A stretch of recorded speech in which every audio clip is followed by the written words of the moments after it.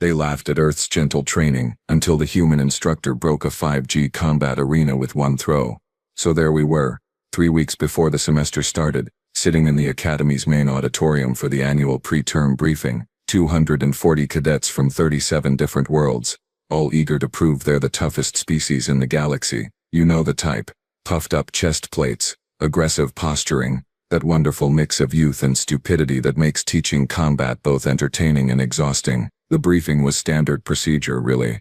We'd cycle through combat footage from each member world's training facilities, give the cadets a taste of what they'd be learning, maybe humble a few of them before they stepped onto the mats. Everything went smoothly at first. The Drogar footage got respectful nods. Their striking techniques are legitimately impressive. The Keltharian gravity resistance drills made a few cadets shift uncomfortably in their seats. Good. Fear is healthy. Even the Thoraxian multi-limb coordination exercises earned some appreciative clicks and whistles. Then we got to Earth. Oh, sweet cosmic irony. The moment that footage started playing, I knew we were in trouble. Not because the techniques looked dangerous. No. Because they looked, and I'm trying to be diplomatic here, pathetically simple. The first clip showed 2 humans in what they called a dojo, which apparently translates to training hall, though it looked more like a padded room for the mentally unstable. They wore these loose white uniforms, tied with colored belts, bowing to each other like they were at some formal ceremony. Then they started sparring, if you could even call it that. Slow, deliberate movements, gentle grabs, carefully controlled throws where both participants seemed more concerned about not hurting each other than actually winning. The laughter started in the back rows. A Thoraxian cadet named Grexel, built like a tank with an attitude to match, was the first to crack. His mandibles clicked in amusement so loud it echoed through the auditorium. Then others joined in, Keltharians rumbling with deep chuckles, Viridians hissing their equivalent of giggles. Even the usually stoic Drogars couldn't suppress their snorts. "Is this a combat demonstration or a mating ritual?" someone shouted from the middle section. More laughter. I should have shut it down right there. Should have reminded them that every species has value. That different doesn't mean inferior. All that proper instructor wisdom. But here's the embarrassing truth. I was smirking too, standing there at the podium, watching humans gently roll each other onto padded mats. I couldn't help but think the same thing they were thinking. The second clip didn't help matters. This one featured what the file labeled as Lieutenant Kendra Voss, Earth Defense Force, certified instructor in multiple combat disciplines. She stood in the center of a training mat, explaining something about leverage and body mechanics to a group of human trainees. She was average height by human standards, maybe 1.7 meters, lean build, no visible combat augmentations, no natural armor plating like Keltharians, no extra limbs like Thoraxians, no reinforced bone structure, no venom sacs, no enhanced sensory organs, just soft skin, 2 arms, 2 legs, and a calm expression that suggested she'd never faced real danger in her life. She demonstrated what she called a hip throw, grabbed her training partner by the uniform, turned her hip into his center mass, and gently, so very gently, guided him over and onto the mat. He landed softly, rolled, stood back up. They bowed again. The whole thing took maybe 5 seconds and looked about as threatening as a light breeze. "My hatchlings practice rougher than that," a Drogar cadet called out. The entire auditorium exploded with agreement. "Earth's gravity is only 1.0 standard," another voice added. "Of course their training looks weak. They probably can't handle real force." I pulled up Earth's planetary data on the display screen, partly to continue the briefing, partly because I was curious myself. Moderate gravity, nitrogen-oxygen atmosphere, temperate climate zones, no major predators that could threaten an organized human settlement. They called it a garden world in the files. Pleasant, safe, boring. "All right, settle down," I finally said, though I was still grinning. "Every world contributes to the Galactic defense curriculum. We'll be covering Earth combat techniques in week 7 of the interspecies module." "Can we skip that week?" Grexel shouted. "Looks like a waste of training time." More laughter. More agreement, more cadets convinced they could waltz through Earth's combat certification without breaking a sweat. "Tell you what," I said, making a decision I'd regret for the rest of my career. "If anyone thinks Earth training is too easy, you're welcome to volunteer for the demonstration when their instructor arrives." Every single hand in that auditorium shot up. Every single one. I chuckled, shook my head, moved on to the next world's footage. In the back of my mind, though, a tiny voice whispered a warning I should have listened to. If Earth's military thought these techniques were worth teaching, Maybe, just maybe there was something we were missing, but I ignored that voice. After all, I was Torben Yak, 16 cycles of teaching experience, expert in 43 combat systems from across the galaxy. What could some soft-skinned human from a garden world possibly teach me? Yeah.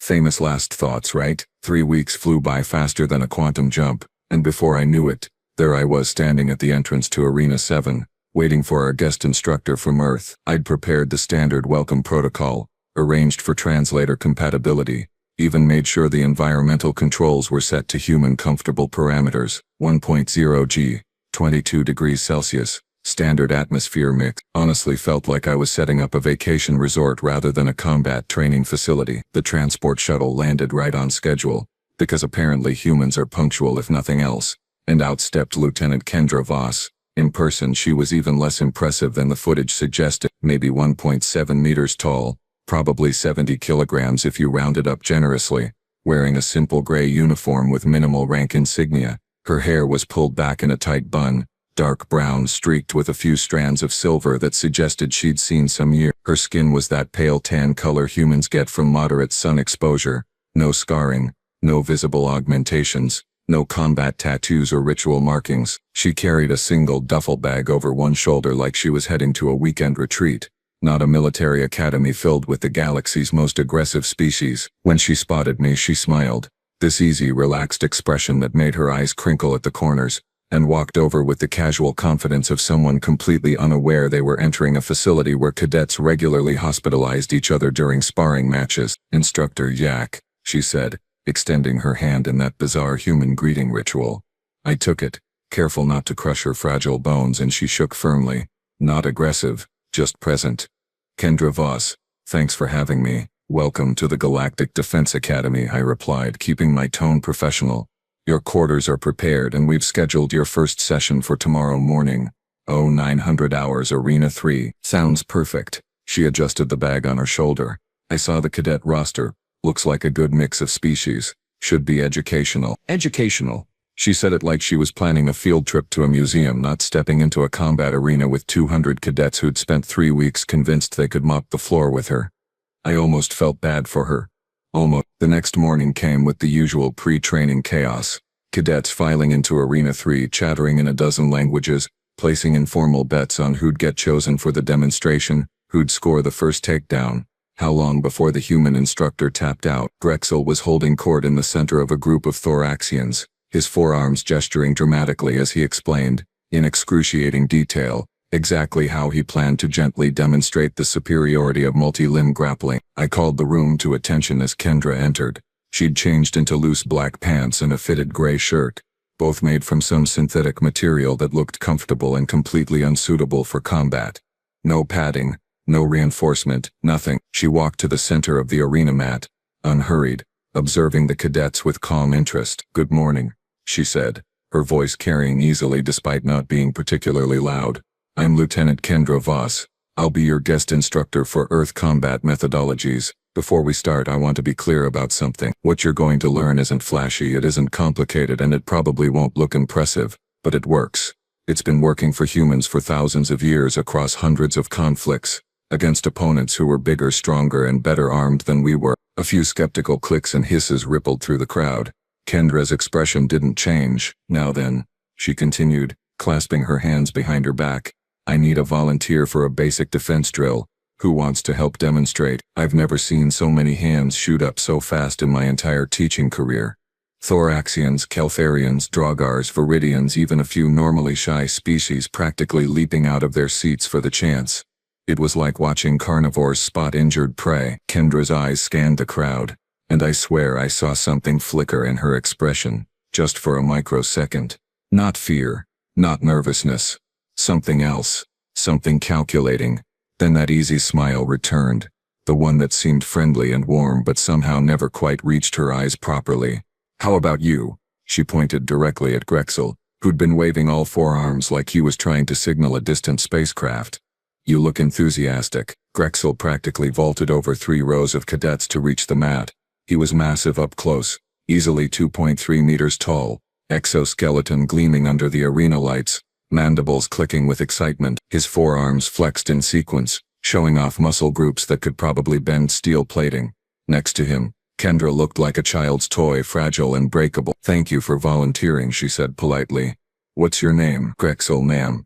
Thoraxian Defense Corps, second-year cadet." His voice buzzed with barely contained energy. "I'm trained in Karthak grappling, 6 years experience." "Excellent. Experience is good." Kendra stepped back slightly, giving him space. "All right, Grexel.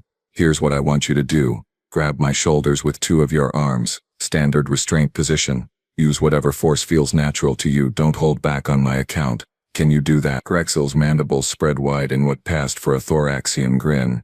"Absolutely, ma'am." The entire arena leaned forward. This was it. The moment we'd all been waiting for. Grexel versus the human instructor. Strength versus whatever Earth had to offer.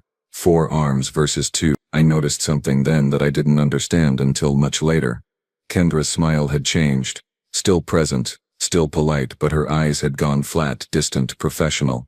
It was the expression of someone who'd done this 1,000 times before and knew exactly how it would end. That should have been my second warning, but I was too busy watching Grexel position himself, too focused on the spectacle, too convinced of what I thought I knew about combat and strength and the natural order of things. Sometimes the universe really enjoys proving you wrong, and it was about to do exactly that. Grexel positioned himself in front of Kendra, rolling his shoulders, all 4 of them in that pre-combat warm-up thoraxians do before a fight.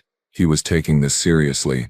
I'll give him credit for that. His primary arms reached forward, aiming for her shoulders like she'd instructed, while his secondary arms remained coiled at his sides, ready to strike or defend. Classic thoraxian combat stance, textbook perfect. "Good," Kendra said, her voice still carrying that maddeningly calm quality, like she was teaching basic mathematics instead of standing in grabbing range of a species that could crack hull plating with their bare hands. "Now go ahead. Grab my shoulders. Firm grip. Don't worry about hurting me." Grexel's primary hands clamped down on her shoulders. I could see his exoskeleton fingers tighten. Not enough to injure, but definitely enough to immobilize a human. He outweighed her by at least 80 kilograms, had 4 times her limb count, and came from a world where the local fauna could shred starship armor. This should have been over before it started. "Perfect," Kendra said, not even flinching under his grip. "Now class, pay attention to what I'm about to explain. In Earth combat systems, we operate on a principle that bigger and stronger opponents are the norm, not the exception. Humans evolved as persistence hunters, yes, but also as prey for things much larger than us. So we learned to fight smart, not hard." She gestured with her left hand, Grexel's grip still firm on her shoulders. "When someone grabs you like this, your instinct might be to pull away, to use strength against strength. That's inefficient. Instead, you identify the leverage points. In this case, Grexel's arms are extended, which means his elbows are locked, his center of gravity is forward, and his weight distribution is about 65% on his front legs. A few cadets leaned in, actually interested now despite themselves. Kendra continued, her tone still conversational, still relaxed, like she was discussing weather patterns. "The human approach is simple. We don't fight the grab, we use it. His grip becomes an anchor point. His forward stance becomes momentum we can redirect. His size becomes a disadvantage because the bigger they are, well, you know the rest." She shifted her weight slightly, just a tiny adjustment that probably looked like nothing to most of the cadets. "The technique I'm about to demonstrate is called Taio Toshi, in one of Earth's traditional combat systems. It means body drop. Watch carefully, because this happens fast." Then she moved. I'm going to be honest here. I've replayed this moment in my head approximately 6,000 times since it happened, and I still can't fully describe what I saw. It was like watching reality glitch. 1 microsecond Kendra was standing there, Grexel's hands on her shoulders, stationary and controlled. The next microsecond she'd pivoted, her right arm threading under Grexel's primary arm, her hip positioned against his center mass, her left hand gripping his uniform somewhere near his thorax plating. Then physics decided to get involved. Kendra dropped her weight, pulled with her left hand, lifted with her right arm, and rotated her entire body in a motion so smooth it looked choreographed. Grexel, all 200 kilograms of chitinous muscle and exoskeleton, left the ground, not gradually, not with warning.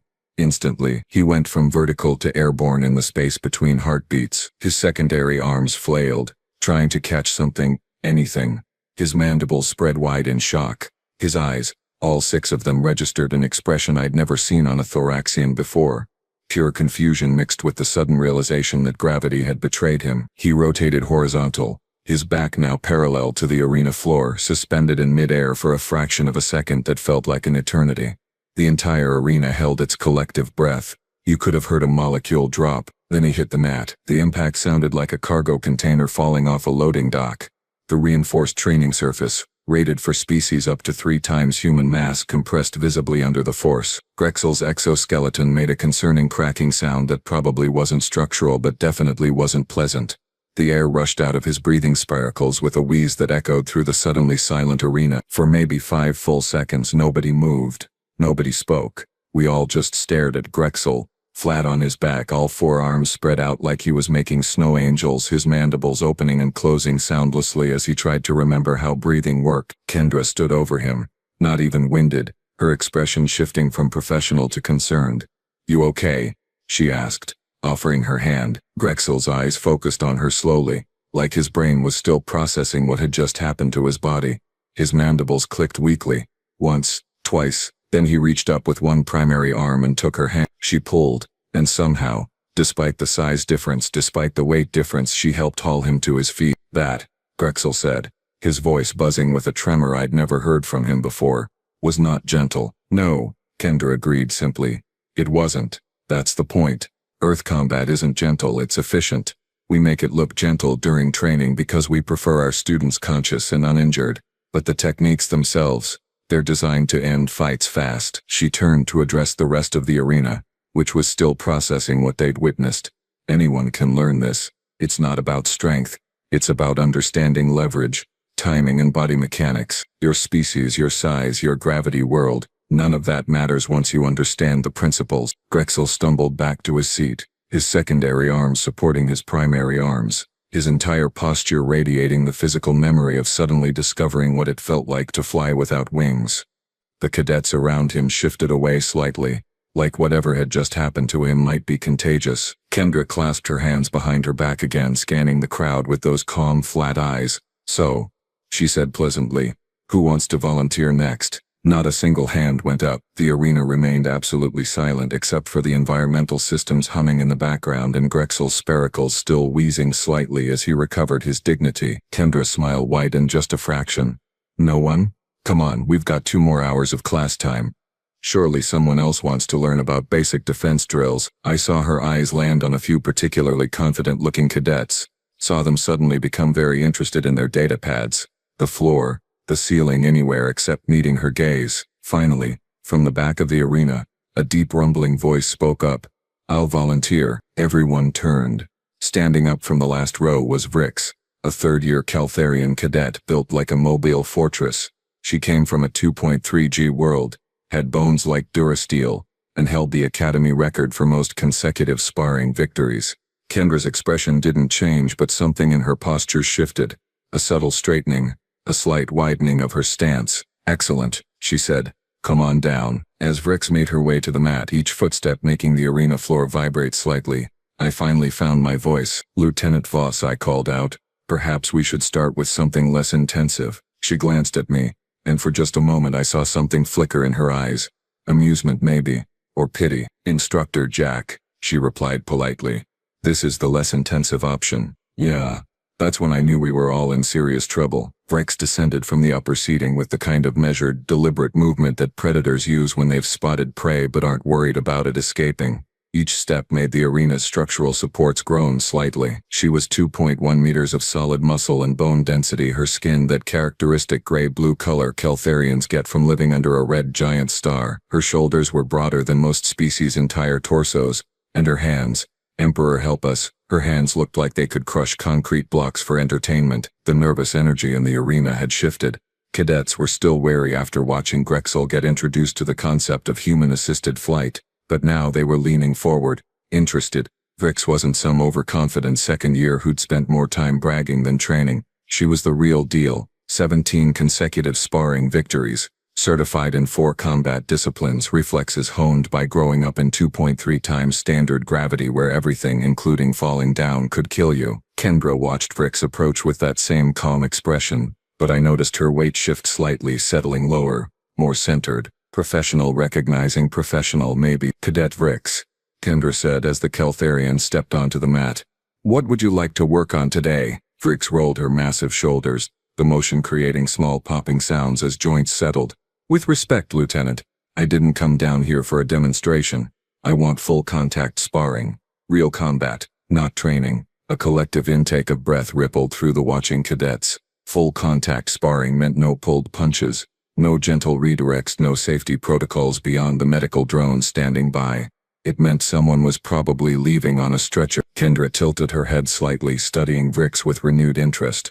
You sure? Full contact with Earth combat methods can get intense. I'm from Kelthar Prime, Vrix replied, her voice that deep rumble Keltharians get when they're serious. Intense is what we call a relaxing afternoon. Fair enough. Kendra stepped back, giving them both space. But understand something first. Earth training has two modes, teaching mode and combat mode. Teaching mode is what I showed Grexel, Controlled explained. Safe. Combat mode is what human soldiers use when they're trying to survive. Once we switch to combat mode, I don't hold back. Neither should you. We stop when someone taps out, loses consciousness, or I decide you've had enough. Agree. Vrix's expression shifted into what passed for a Keltharian smile, showing rows of flat grinding teeth that could probably chew through hull plating. Agree. Good. Kendra moved to the center of the mat, settling into a stance that looked deceptively relaxed, feet shoulder-width apart, hands loose at her sides, weight balanced. Whenever you're ready. Vrix didn't waste time with posturing. She charged. Now, I've seen Keltharian charges before. They're devastating, brutal applications of mass times velocity, designed to overwhelm opponents before they can react. Vrix covered the 5 meters between them in under a second, her shoulder lowered, aiming to drive Kendra straight into the arena wall like a biological battering ram. Kendra moved at the last possible microsecond. Not backward, not to the side. She angled, just slightly, maybe 30 degrees, her hands coming up to contact Vrix's shoulder and hip. Then she pushed, not against Vrix's momentum but perpendicular to it, redirecting rather than blocking. Vrix's charge carried her past Kendra's position, but she adapted instantly, planting her foot, pivoting with the kind of agility that shouldn't be possible for someone her size. She came around with a backhand strike that would have decapitated most species. Kendra ducked under it, stepped inside Vrix's reach and drove an elbow into the Keltharian's ribs. Not the thick bone plating on the front, but the side, where the muscle groups connected. Vrix grunted, genuine surprise in the sound, and brought her other arm down in a hammer blow. This one connected. Kendra crossed her arms to block, and the impact drove her down, her knees bending, absorbing the force. But she didn't fall, didn't collapse. She compressed like a spring, then exploded upward, driving her shoulder into Vrix's chin. The Keltharian's head snapped back. First blood, metaphorically speaking. They separated, circled. The arena had gone absolutely silent again. This wasn't like Grexel's demonstration. This was an actual fight between trained combatants. And the human wasn't losing. Vrix came in again, more cautious now, leading with quick jabs to test Kendra's defense. Kendra blocked, deflected, absorbed hits on her forearms that made impacts sound like someone slapping meat. Each hit should have fractured bones, but Kendra kept moving, kept responding. Her counterstrikes targeted joints, nerve clusters, pressure points. She went for Vrix's knee, her elbow, the side of her neck, surgical precision aimed at weaknesses. But Vrix was experienced enough to protect those areas, good enough to adapt her guard. They exchanged combinations, strike and counterstrike, block and riposte. Kendra took hits that made me wince, solid connections that should have dropped her, a punch to the ribs that I heard crack from my position, a strike to her shoulder that visibly dislocated something before she rolled it back into place without breaking rhythm. She's not human, someone whispered behind me. She can't be human, but she was. That was the terrifying part. This wasn't augmentation, wasn't genetic modification, wasn't combat drugs or neural enhancements. This was just training, technique, and the kind of pain tolerance that came from a species that evolved, knowing they weren't the biggest, strongest, or fastest thing in their environment. Vrix pressed harder, using her size advantage, trying to corner Kendra against the arena wall. She landed a solid hit to Kendra's jaw that should have knocked her unconscious. Kendra's head snapped to the side. Blood appeared at the corner of her mouth. And then she smiled. That's when I knew Vrix was in trouble. Kendra stopped moving defensively. She pressed forward, inside Vrix's reach, too close for the Keltharian to use her power effectively. Her strikes came faster, elbows, knees, Headbutts, using every part of her body as a weapon. She targeted the same spots repeatedly, wearing down Vrix's defense through accumulated damage. Vrix threw a desperate haymaker, putting everything behind it. Kendra didn't dodge. She stepped into it, closer than safety allowed, and the punch glanced off her shoulder instead of her head. Then she hooked her right arm under Vrix's extended arm, planted her foot, and dropped her entire body weight. The throw was different from what she'd done to Grexel. This one was lower, harder, designed to control someone heavier. Kendra's hip drove into Vrix's center mass, her leverage bypassing the Keltherian's strength entirely. Vrix left the ground, horizontal spinning, but Kendra didn't let go. She held on, rode the throw down and drove Vrix into the mat with combined momentum, gravity and approximately 3,000 years of refined human combat technique. The impact was catastrophic.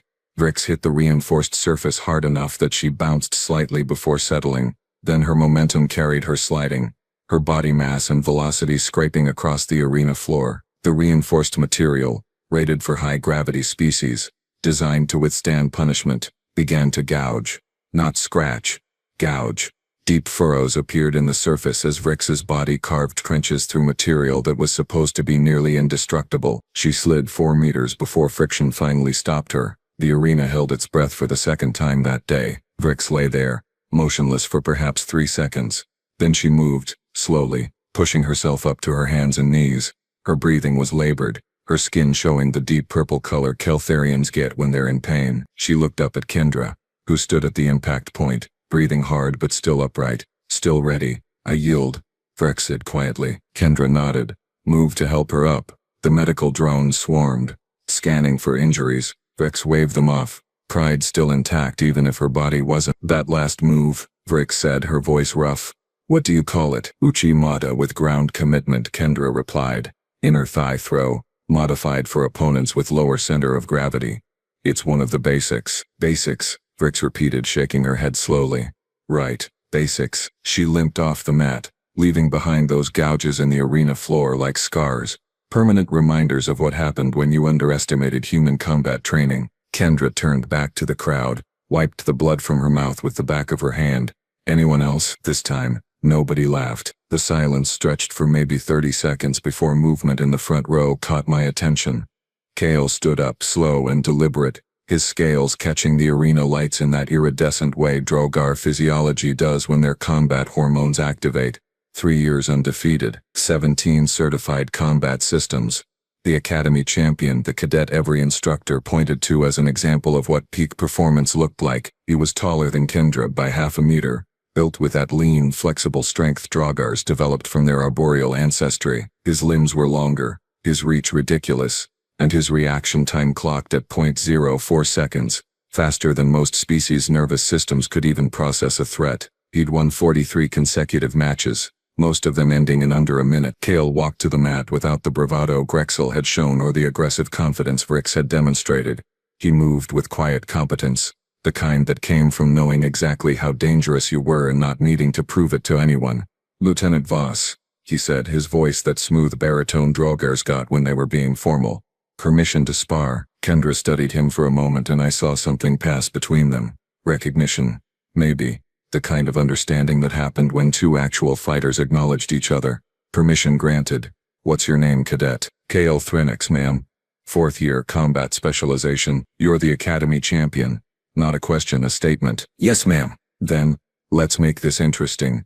Kendra rolled her shoulders, working out the stiffness from her match with Vrix. "Show me what you've got." They both moved to the center of the mat and bowed. Kale's bow was deep, respectful, the gesture of someone who'd seen enough to know that underestimating an opponent was the fastest way to lose. Kendra's bow matched his, equally respectful. Then they settled into their stances. Kale's was textbook perfect, a modified Kelvin guard that kept his center protected while maximizing his reach advantage. His hands were up, loose, ready to strike or defend. His tail, that muscular counterbalance Drogars used for stability, swept slowly behind him. The match started without announcement. Kale moved first, testing Kendra's defense with a quick jab, his superior reach letting him strike from outside her counter range. She slipped it, minimal movement, just enough to let it pass. He followed with a low kick, probing her stance. She checked it, absorbed the impact on her shin. They circled, measuring distance, timing, each other's rhythm. Kale's second combination came faster. Jab, cross, hook, all flowing together with the kind of technical precision that took years to develop. Two of them landed, solid hits to Kendra's guard that drove her back a step. He pressed forward, maintaining pressure, using his reach to keep her at the edge of her effective range. Kendra took the hits, her forearms absorbing impacts that echoed through the arena. But she wasn't just defending. Her eyes tracked every movement, every shift of Kale's weight, every telegraph in his shoulder before a strike. She was reading him, downloading his patterns like software. Kale spun low, his tail whipping around for a sweep designed to take her legs out. Kendra jumped it, barely, landed and immediately had to block a follow-up elbow. The strike got through, caught her on the temple. Her head rocked back, but she stayed conscious, stayed moving. She's adapting, I muttered, more to myself than anyone else. The cadet next to me, a Viridian with good audio sensors, clicked in agreement. She's letting him hit her so she can learn his timing. It was true. Every exchange, Kendra's responses got sharper, more precise. She started slipping punches by smaller margins, blocking with less wasted movement, finding gaps in Kale's combinations that hadn't been there before. She was learning him in real time, turning the fight itself into a training session. Kale noticed too. His stance shifted, became more cautious. He stopped pressing quite so hard, started mixing up his rhythm to prevent her from predicting. This was high-level fighting now, chess at combat speed, both opponents analyzing and counter-analyzing simultaneously. They exchanged strikes for another minute, the pace intensifying. Kale landed a solid kick to Kendra's ribs that made her grunt, actual pain breaking through her control. She retaliated with a punch to his jaw that snapped his head sideways, his scales rippling from the impact. Both were breathing hard now, both showing damage. Then Kale set up his signature move. I'd seen it 43 times in competition, seen it end matches against opponents who should have been able to counter it. It was a spinning back fist that used his tail for balance and momentum, generating rotational force that hit like a plasma cannon. The setup was subtle, a slight weight shift to his front leg, a fractional drop of his right shoulder. Kendra saw it coming. I know she did because her eyes tracked the setup, recognized the telegraph. What she did next violated every combat instructor's basic survival rule. She didn't block it. She didn't dodge it. She moved into it. Kale committed to the spin, his body rotating, his back fist coming around with all his mass and speed behind it. Kendra stepped forward, closing distance that should have been safety margin, getting inside the arc where the strike would land with maximum force. But she didn't just move into range. She moved into his rotation, matching his spin, her left hand coming up to contact his striking arm, not to block but to guide. Her right hand found his opposite shoulder, and suddenly she wasn't opposing his momentum, she was joining it, becoming part of his rotation. Kale's eyes went wide as his balance disappeared. The spin that should have ended the match became a liability, his own force working against him. His tail whipped around, trying to compensate, but Kendra was already there, her leg hooking behind his, her body weight driving sideways. The throw happened in the space between heartbeats. Kale went from spinning strike to horizontal to falling, all his technique and experience suddenly useless because his feet weren't touching the ground and gravity had sided with the human. He managed to twist midair, Dragar agility trying to convert the fall into a recovery roll. Almost worked too.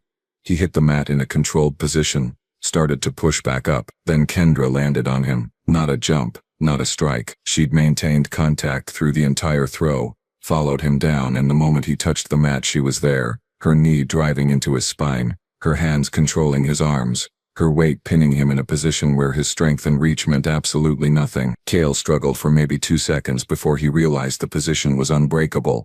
His tail slapped the mat 3 times, the universal tap-out signal. Kendra, released immediately, rolled off, offered her hand. Kale took it, let her help him up, his expression showing the kind of respect that only came from getting completely dismantled by someone better. That counter, he said, breathing hard. I've never seen anyone move into the spin like that. It's risky, Kendra admitted. Timing has to be perfect or you eat the full force of the strike. But if you read the setup correctly, you can use the opponent's commitment against them. Kale nodded slowly, processing. 17 combat systems. Not one of them taught me that. That's because most combat systems assume you'll be the aggressor or the defender, Kendra said. Earth systems assume you'll be whatever the situation requires, including bait. She turned to face the arena, her gaze sweeping across cadets who'd gone from mocking to silent to genuinely intimidated. Anyone else want to learn today? This time, the silence was different. Not shocked, not fearful, thoughtful, calculating.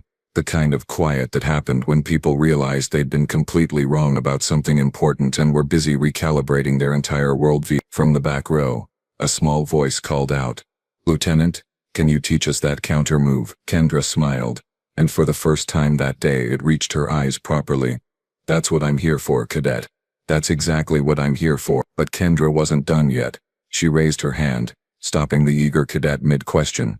"Before we break down technique," she said, her voice still steady despite the 3 consecutive fights, "I want to demonstrate one more concept. The difference between training execution and combat execution." She looked at Kale, who was still catching his breath. "You up for one more round? Short one, I promise." Kale hesitated, scales rippling with uncertainty, but pride won out over self-preservation. "Yes, ma'am." "Good. This time I want you to come at me full force. No testing, no strategy. Just commit to taking me down as fast as possible. Can you do that?" Kale nodded, settling back into his stance. His tail swept once, twice, building focus. "Whenever you're ready," Kendra said, positioning herself in the exact center of the mat. Kale exploded forward, all hesitation gone. He closed the distance in 3 bounding steps, his longer limbs eating up space, and launched a combination designed to overwhelm. High strike, low strike, feint, grab. He was going for a takedown, using his weight advantage to bring the fight to the ground where he could control it. Kendra moved like water, like she'd been doing this exact scenario 1,000 times before.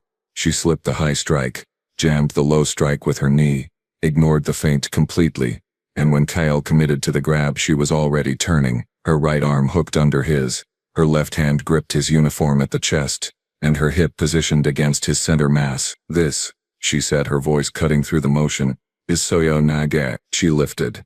Kale went up and over her shoulder in a textbook shoulder throw, the kind she'd demonstrated in that training footage we'd all laughed at 3 weeks ago. But this time something was different. She didn't guide him down gently. She didn't control the descent for safety. She drove. Kendra dropped her entire body weight, adding her mass to his using gravity as a weapon. Her legs coiled, then exploded downward, amplifying the force.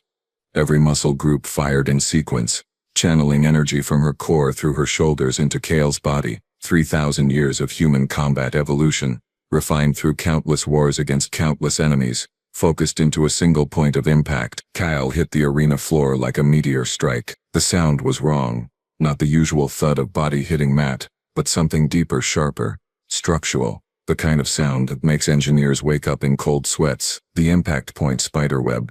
Fracture lines radiated outward from where Kale's back made contact, spreading like lightning across the reinforced surface. The material, rated for 5G world species, designed to absorb punishment from combatants, 3 times Kendra's mass, simply failed, not catastrophically, not completely, but undeniably. Chunks of the surface layer popped upward from the stress. The fractures spread 2 meters in every direction before finally stopping. Dust particles hung in the air, caught in the arena lights, making the whole scene look surreal. Alarms screamed. Emergency protocols activated instantly. The arena's safety systems, designed for worst-case scenarios we'd never actually expected to see, lit up the control panels like a holiday display. Structural integrity warnings flashed red. Medical alert priority 1 blared through the speakers. Kale didn't move. His eyes were closed, his breathing shallow but present, his body completely limp. Kendra stood over him, her chest heaving, sweat soaking through her gray shirt, but still upright, still steady. She dropped to one knee immediately, fingers going to Kale's neck, checking his pulse. "Medical, now," she called out, her voice sharp with command authority. The drone swarmed before she finished speaking, scanners sweeping over Kale's unconscious form, stabilization fields activating. One of them projected a holographic readout. Kale's vital signs strong despite the impact. No spinal damage, concussion likely but manageable. Overall prognosis good. Kendra stayed there, kneeling in the center of the fractured floor, one hand on Kale's shoulder, watching the medical readouts until she was satisfied he was stable. Only then did she stand. Only then did she seem to notice the spreading silence, the shocked faces, the fact that she'd just broken the Academy's combat arena. She looked down at the damage at the cracks radiating from the impact point, and for just a moment, something like regret crossed her face. "I probably should have warned you about the floor ratings," she said quietly.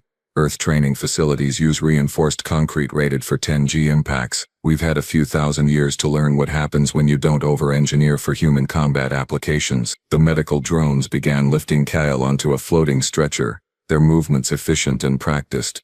His eyes fluttered open briefly, unfocused but aware. "Did I tap out?" he mumbled. "You went to sleep," Kendra replied gently. "Different outcome." "Oh, "That's new." Then his eyes closed again as the medical team transported him toward the arena's medbay. Kendra turned to face the rest of us, 200 cadets and one completely shell-shocked instructor, all staring at her like she'd just demonstrated casual violation of physics. She brushed dust off her pants, rolled her shoulders one more time, and that easy smile returned. "So," she said conversationally, as if she hadn't just created a permanent scar in Academy property and sent our champion to medical. "Still think Earth training looks easy?" The stunned silence lasted maybe 5 seconds before the entire arena erupted. Not with laughter this time, with questions, dozens of voices overlapping in a dozen languages, cadets shouting over each other, demanding explanations, asking how, why, what kind of physics allowed a human from a 1G world to break a floor rated for 5G impacts. Kendra raised both hands, waiting for quiet. It took longer than it should have. The cadets, too wired on adrenaline and shock, to settle quickly. Eventually the noise died down to anxious murmuring. "I know you have questions," she said, her voice carrying easily now that we'd all learned to actually listen. "The short answer is this. Humans spent millions of years as both predator and prey. We hunted, yes, but we were also hunted by things bigger than us, stronger than us, faster than us, better armed than us. Cats with claws like knives, reptiles with jaws that could crush bone, bears that outweighed us 5-to-1. She gestured to the fractured floor. "We survived because we learned to punch above our weight class. We couldn't outrun predators, so we outlasted them. We couldn't outmuscle them, so we outthought them. Every technique you saw today, every throw, every strike, every counter, comes from species' memory of fighting things that should have killed us but didn't because we refused to fight fair." A Thoraxian cadet, not Grexel but one of his friends, raised a shaking hand. "But the training footage we saw, it looked so gentle, so controlled." "It was," Kendrick confirmed. "That's the foundation. The basics. We teach it gently because we need our students conscious and functional, but those basics scale up. That gentle hip throw becomes what you just saw. That controlled wrist lock becomes a shattered joint. That light sparring becomes combat that ends lives." She walked to the edge of the fractured zone, her boots crunching on displaced material. "You want to know what kind of Deathworld physics allows this? Earth isn't a Deathworld by your classifications. It's rated garden class, moderate danger, comfortable living conditions. But here's what your classifications miss. Earth didn't need mega predators or toxic atmospheres or crushing gravity to be dangerous. It had humans, and humans spent their entire evolutionary history teaching each other increasingly efficient ways to kill." The arena had gone quiet again, but this silence was different. Contemplative, maybe a little scared. "The training you mocked," Kendra continued, "that's foundation level, the stuff we teach to children. I haven't shown you advanced human combat systems yet, haven't demonstrated weapon integration, haven't covered environmental adaptation, haven't touched tactical doctrine developed through 10,000 years of warfare." She paused, let that sink in. "And honestly, I'm not sure this facility is rated for advanced demonstrations." Someone laughed nervously. No one else joined in. "So yeah, that's how Lieutenant Kendra Voss changed everything we thought we knew about combat training in a single 2-hour session. The Academy had to replace Arena 3's entire floor, cost them a fortune, and the maintenance crew still complains about it. Kyle recovered fine, by the way, even asked Kendra to train him personally. She agreed, though she made him sign about 40 liability waivers first. Me, I stopped being so confident about what I thought I knew. 16 cycles of teaching experience didn't mean much when a human from a garden world could casually demonstrate that strength isn't everything, that size doesn't guarantee victory, and that the most dangerous opponent is the one who spent millions of years learning to survive against impossible odds. Earth's training isn't easy. It's efficient.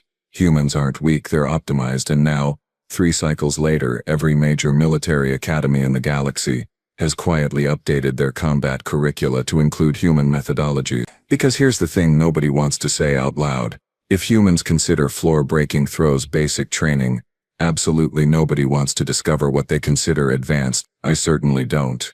Once was enough, thanks.